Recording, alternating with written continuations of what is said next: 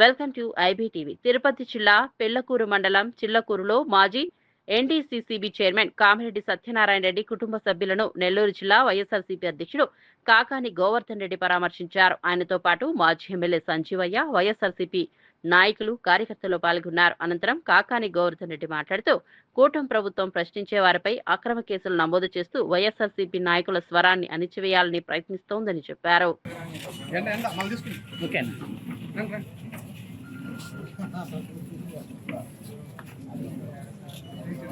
ఓకేనా?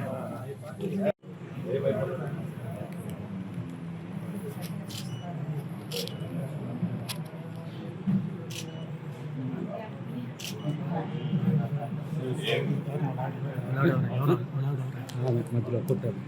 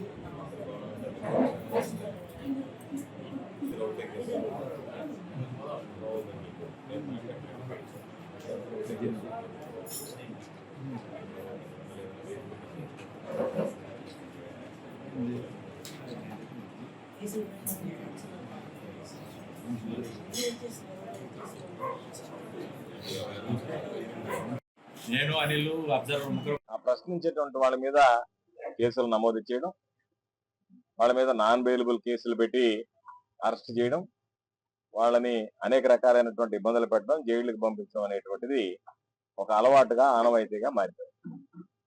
అందులో భాగంగా ఈరోజు జిల్లా కేంద్ర సహకార బ్యాంక్ అధ్యక్షుడిగా పనిచేసి సీనియర్ వైఎస్ఆర్ కాంగ్రెస్ పార్టీకి సంబంధించినటువంటి సీనియర్ నాయకుడైనటువంటి కామిరెడ్డి సత్యనారాయణ రెడ్డి గారి మీద లేనిపోయినటువంటి సెక్షన్లన్నీ నమోదు చేసి ఈరోజు ఆయన్ని అరెస్ట్ చేసి జైలుకి పంపించడం జరిగింది. పోలీసులు ఏ విధంగా తయారయ్యారంటే, ఉన్నటువంటి కేసు రాసి సెక్షన్లో నమోదు చేసేటువంటి ఆనవాయితీ ఉండదు. అయ్యా ఇదిగో ఇది జరిగింది అంటే దాన్ని బట్టి విచారణకి దాన్ని ఫిర్యాదు తీసుకున్న తర్వాత ఆ ఫిర్యాదుని ఒకసారి పరిశీలించి ఏ సెక్షన్ల కింద నమోదు చేయాలనేటువంటి ఆలోచన ఉండేది.